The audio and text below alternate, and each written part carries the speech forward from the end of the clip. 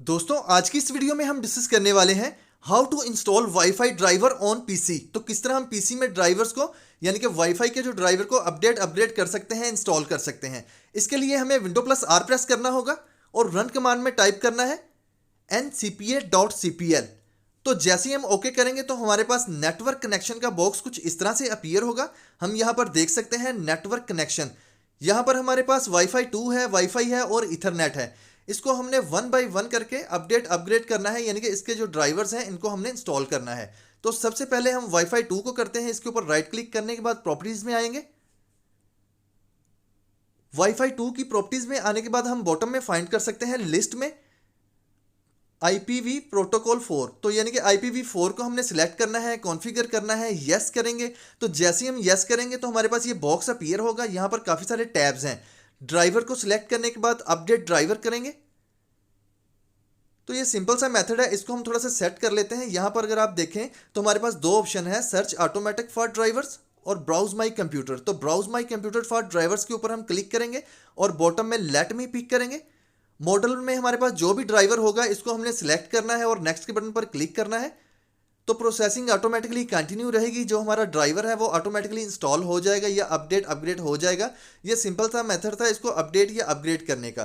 तो जैसे ही हम इसको कर लेंगे, यहाँ पर हम देख सकते हैं ड्राइवर है सक्सेसफुली अपडेटेड। तो इसको हम क्लोज करेंगे। इन तमाम बॉक्स को क्लोज करने के बाद अगर आपके पास कोई और सेकंड वाईफाई है तो आपने उसको भी इसी तरह से राइट क्लिक करके प्रॉपर्टीज पर अप्लाई करना है और इस बॉक्स में हमने सिलेक्ट करना है IPv वर्जन 4, यानी कि IPv4 को हमने सिलेक्ट करना है। TCP IPv4 को कॉन्फ़िगर करना है, यस करना है। तो ये सिंपल सा मेथड था। यहाँ पर भी हमने वही सिंपल मेथड को यूज़ करना है, ड्राइवर और अपडेट ड्राइवर करेंगे।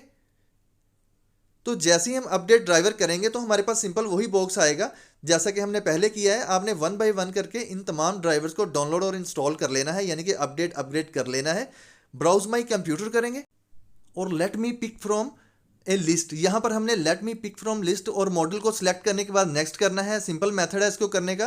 तो जो प्रोसेसिंग है वो ऑटोमेटिकली कंटिन्यू रहेगी। यहाँ पर जो ड्राइवर है हमारा वो ऑटोमेटिकली डाउनलोड और इंस्टॉल हो जाएगा, यानी कि अपडेट और अपग्रेड हो जाएगा। अगर आप अपडेट करना चाहते हैं तो सिंपल यही मेथड है इसको करने का।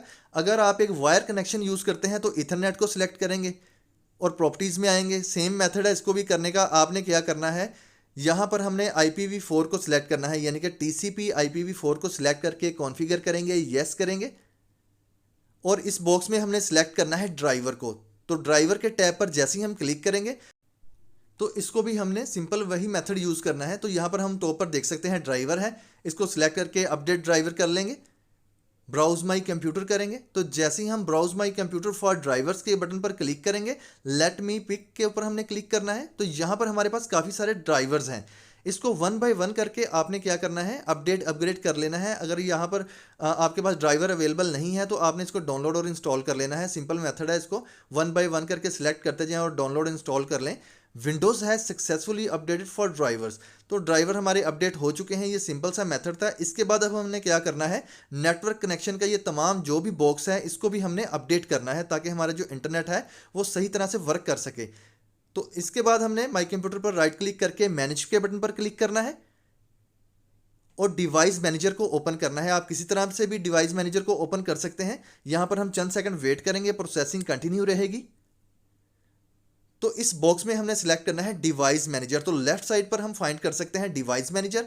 जैसे ही हम इसके ऊपर क्लिक करेंगे तो ये बॉक्स हमारे पास कुछ इस तरह से अपीयर होगा, या इसका जो इंटरफेस है वो इस तरह से होगा। बॉटम में हमने फाइंड करना है सिस्टम डिवाइसेस और लिस्ट में हमने फाइंड करना है NDIS वर्चुअल नेटवर्क अडाप्टर। इसको भी हमने सिंपल वैसे ही अपग्रेड करना है। ब्राउज माई कंप्यूटर करेंगे और लेट मी पिक करेंगे। तो जैसे ही हम इसको browse my computer let me pick करेंगे, मॉडल को सिलेक्ट करेंगे और नेक्स्ट के बटन पर क्लिक करेंगे तो ये ऑटोमेटिकली अपग्रेड हो जाएगा या डाउनलोड इंस्टॉल हो जाएगा।